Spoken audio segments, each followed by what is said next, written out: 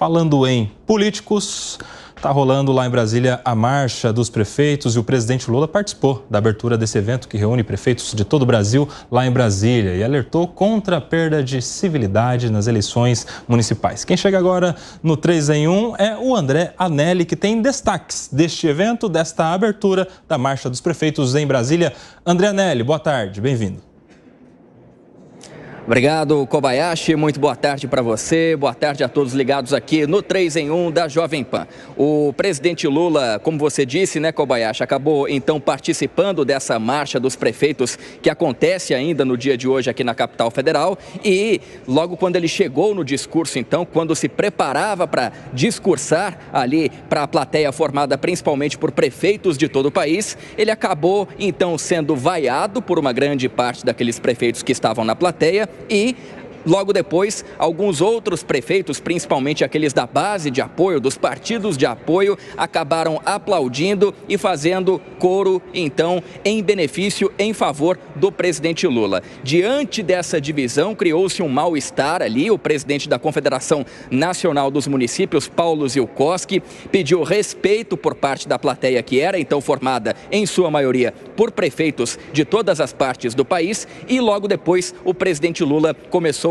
a discursar. Ele primeiro usou o exemplo do Rio Grande do Sul, dizendo que todas as ações que foram feitas em benefício do estado podem ser feitas também em benefício de outros estados do país, a depender da ocorrência de uma tragédia de nível semelhante a essa que está acontecendo justamente no sul do país. O presidente Lula acabou dizendo que essa ação no Rio Grande do Sul não vê partido político, não vê partido político também das prefeituras, e sim um apoio às pessoas que foram atingidas, porque são também brasileiros. E logo depois desse trecho, então, do discurso em que Lula defendeu o apartidarismo por parte do governo federal, foi aí que o presidente, então, pediu civilidade aos prefeitos, mesmo diante dessa proximidade das eleições 2024. Não permitam que as eleições deste final de ano façam com que vocês percam a civilidade. Este país está precisando de civilidade. Este país está precisando de harmonia. Este país está precisando muito mais de compreensão. E o presidente Lula fez também referência ao PAC, o Programa de Aceleração do Crescimento, que é um dos carros-chefe aqui do governo federal e que, segundo o presidente Lula, da mesma forma em que o governo federal acaba agindo com o Rio Grande do Sul, acaba agindo também com o PAC, né? Justamente não levando em consideração os partidos políticos das prefeituras. O presidente Lula disse que não pergunta o partido político de cada prefeito, também não pergunta o tamanho de cada cidade e sim qual é a necessidade da população local para que então esse município seja contemplado com o programa de aceleração do crescimento. E em outro trecho do discurso, o presidente Lula acabou tocando na ferida dos municípios em relação à reoneração da folha de pagamento, principalmente daqueles municípios de até 156 mil habitantes, que hoje são contemplados com uma oneração que era de 20%, agora para 8%. Essa alíquota previdenciária diante da folha do pagamento, o presidente Lula prometeu então uma manutenção dessa alíquota previdenciária de 8%, pelo menos até o final do ano, dizendo que isso foi uma costura com o Congresso Nacional, com a Câmara dos Deputados e também com o Senado. O presidente Lula acabou fazendo essa promessa de manutenção da alíquota previdenciária em 8% para esses municípios menores. O governo apresentará novo prazo para financiamento de dívidas previdenciárias dos municípios, com renegociação dos juros e teto máximo de comprometimento da receita corrente líquida. O governo apresenta novas regras para pagamento de precatórios, a fim de facilitar a liquidação dos mesmos e aliviar as contas públicas dos municípios, por meio de um teto máximo de comprometimento da receita corrente líquida do órgão. E aí, como a gente ouviu, o presidente Lula acabou citando também o pagamento de precatórios dessas dívidas, então, dos municípios. Esse pagamento que deve ser parcelado, levando em consideração a capacidade de endividamento de todos os municípios. Foram, então, discursos justamente no sentido de acalmar os ânimos com os prefeitos que vinham questionando o governo federal, principalmente, primeiro, em relação à desoneração da folha de pagamento dos municípios menores, de até 156 mil habitantes, e, por outro lado, também a questão do pagamento dos precatórios, uma vez que os municípios não teriam a capacidade de fazer o pagamento de forma integral e esse pagamento deveria ser escalonado. Isso que promete, então, o presidente Lula fazer com que seja viabilizada essa forma de pagamento dos precatórios. Só antes de encerrar, Kobayashi, destacando que o presidente Lula acabou levando, então, para a marcha dos prefeitos 19 ministros desse primeiro escalão dele, então, justamente para fazer com que os prefeitos tivessem uma maior proximidade com esses ministros, uma vez que nem todos acabam tendo acesso aqui direto à presidência da República. O presidente Lula colocando, então, esse primeiro escalão à disposição dos chefes de executivo municipais. Kobayashi. Tá aí, André Anelli trazendo detalhes do que foi a abertura da marcha dos prefeitos lá em Brasília. Obrigado, André Anelli. Por aqui eu quero a opinião do Alan Gani, porque harmonia, apartidarismo, civilidade foram as palavras ditas pelo presidente Lula aos prefeitos. Esse é o pedido do presidente aos prefeitos de todo o Brasil, Alan Gani. A começar por ele que deu o exemplo, né? Porque durante a tragédia do Rio Grande do Sul, no anúncio das medidas, ele transformou aquilo num verdadeiro palanque político. Isso, até onde eu sei, é falta de civilidade. Chamar também qualquer opositor de direita de fascista, essa palavra tão banalizada, isso também é falta de civilidade. Autoridades da justiça dando entrevista, né? Opiniões sobre a extrema-direita, é sempre a extrema-direita, nunca a esquerda, é sempre a extrema-direita, né? Também é falta de civilidade do ponto de vista político. Então veja, este clima que a própria classe política reclama de falta de civilidade, foi a própria classe política que alimentou. E é claro que essa conta chega. E aí o resultado está aí.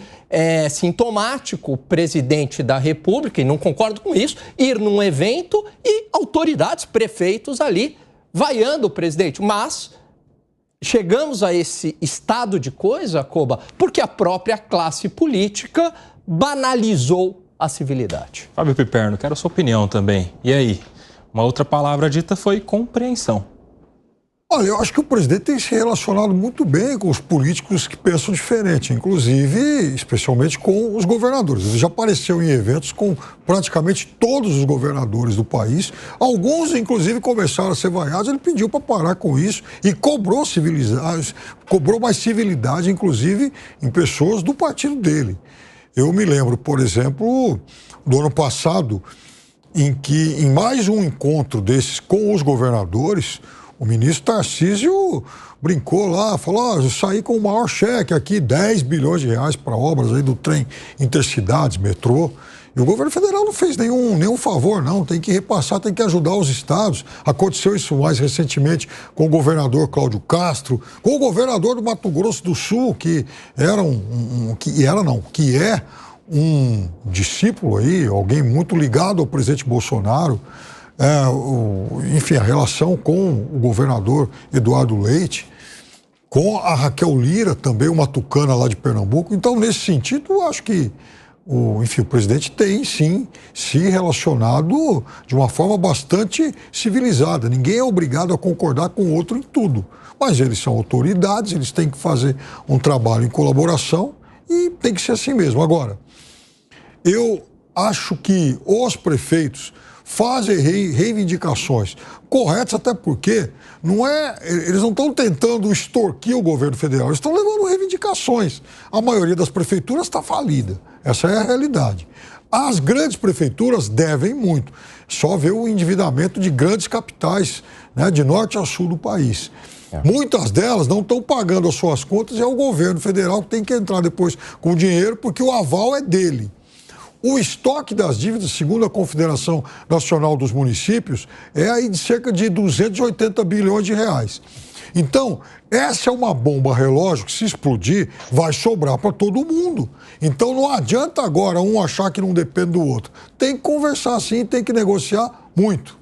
Ô Segré, o presidente Lula começou o evento sendo vaiado. Você acha que esses prefeitos que vaiaram o presidente da República saíram de lá demovidos dessa insatisfação com os anúncios feitos pelo presidente em relação à manutenção da alíquota em relação à desoneração da folha, os 8% da Previdência e aquela questão envolvendo a ajuda para o pagamento de precatórios? Teve uma prefeita no norte do país que elogiou o presidente porque mandava recursos sem perguntar de que partido era e era casualmente da oposição.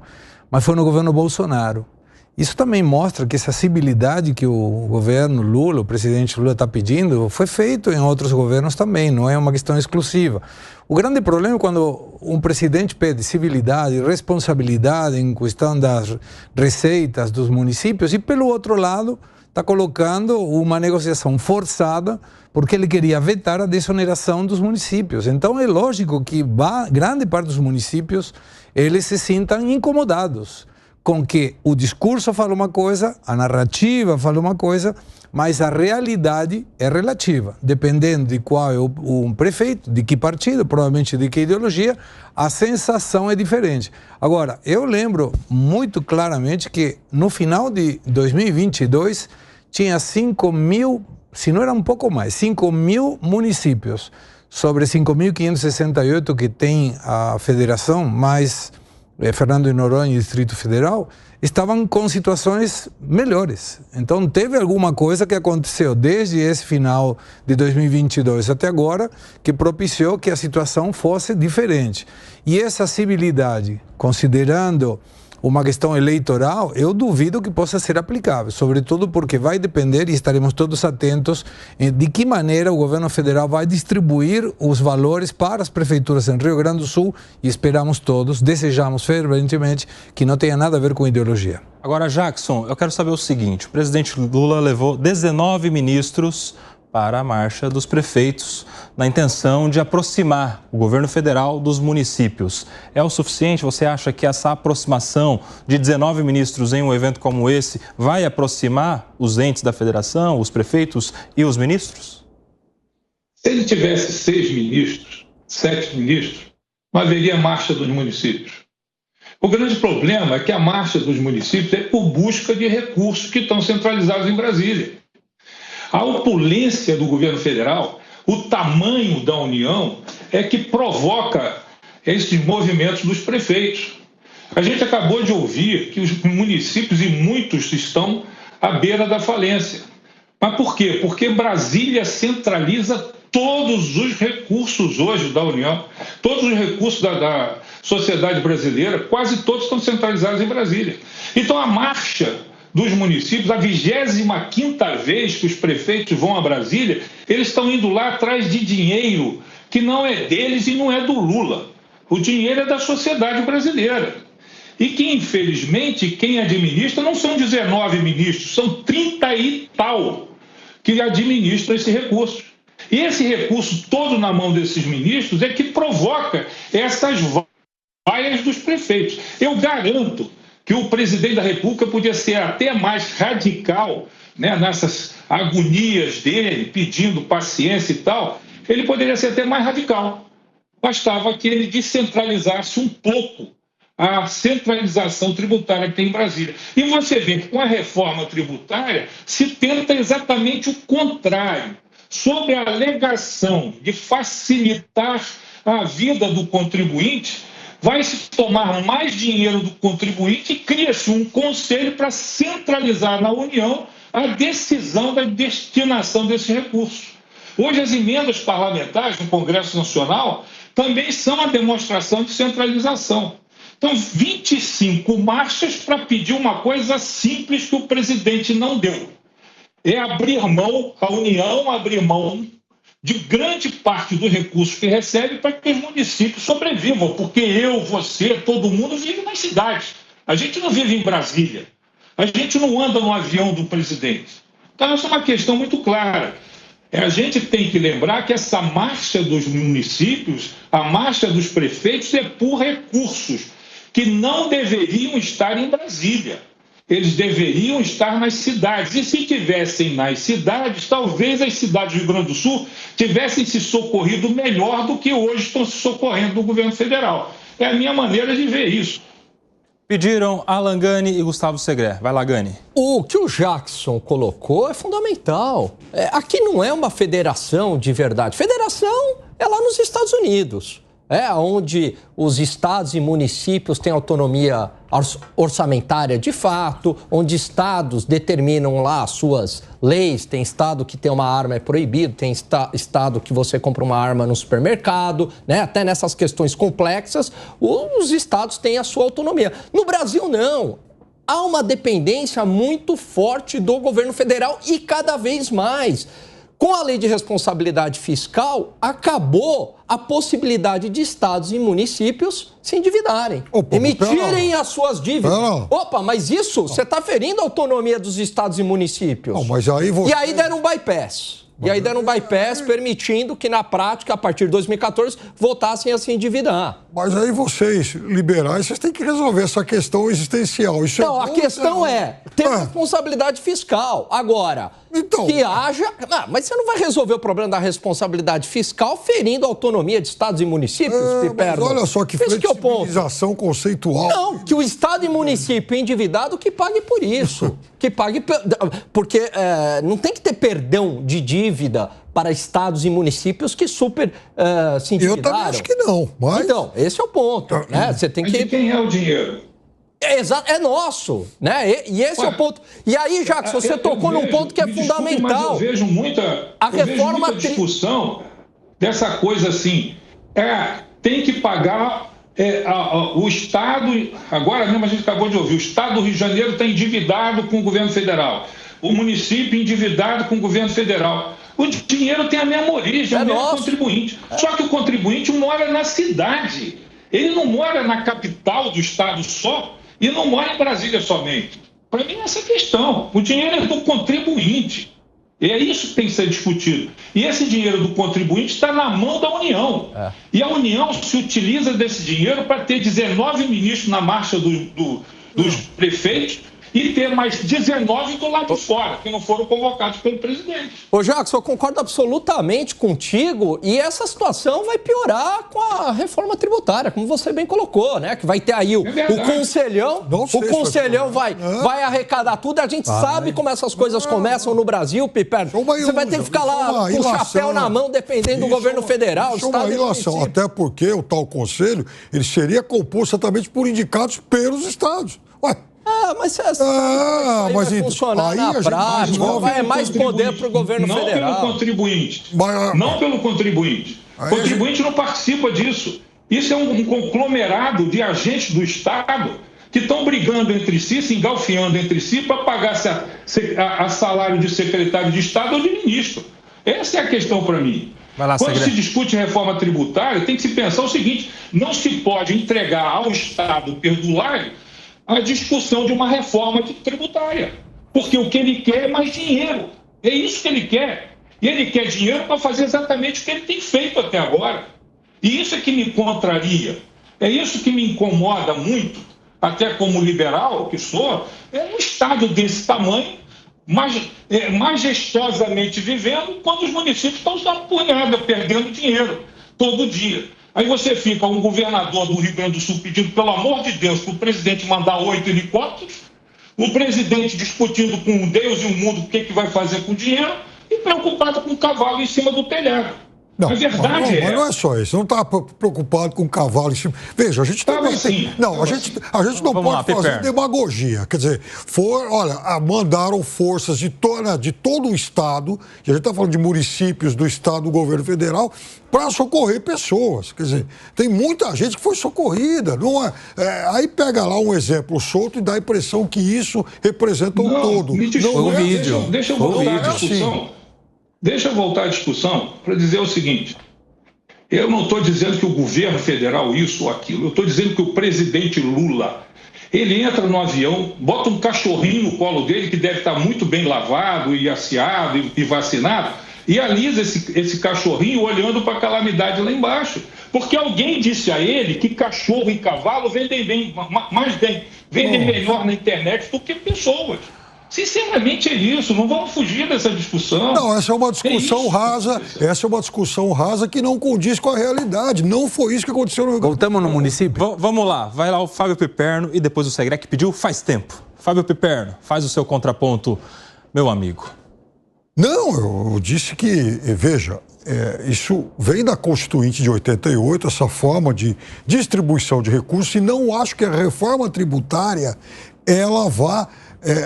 a gente está fazendo muitas ilações em cima de algo que a gente não conhece ainda. Dizer que, de novo, o contribuinte vai ser desprezado, que tudo vai acontecer em prejuízo dele, calma lá, a gente tem que entender melhor como é que vão ser as coisas. E até porque os estados podem ou não ter maior protagonismo, dependendo do que for feito daqui para frente. Tudo vai ser regulamentado ainda. Piperno, de indícios que a gente tem até agora, é mais poder para a União com a criação do Conselho e a alíquota mais alta, em torno de 27%, maior IVA do mundo. Isso é mais poder para o Estado. Gustavo Segré, ninguém está querendo deixar você falar. Vamos lá, agora, com a palavra. Eu sou uma pessoa educada e eu espero o meu lugar para poder falar. Mas eu estou aqui no site da Confederação Nacional dos Municípios e a primeira coisa que você encontra, Nelson, nesse site, diz assim: a situação fiscal do município no ano passado, 2023, foi a pior em décadas. E me chama muito a atenção o presidente da República pedir para os prefeitos essa questão de vínculos arrecadatórios, quando o governo federal não faz isso. Nós estamos numa situação de déficit nominal, ou seja, quer dizer, o déficit fiscal mais os juros da dívida é equivalente com a pandemia. E não temos pandemia. E não tinha nada a ver com a questão do Rio Grande do Sul, porque isso ainda não impactou.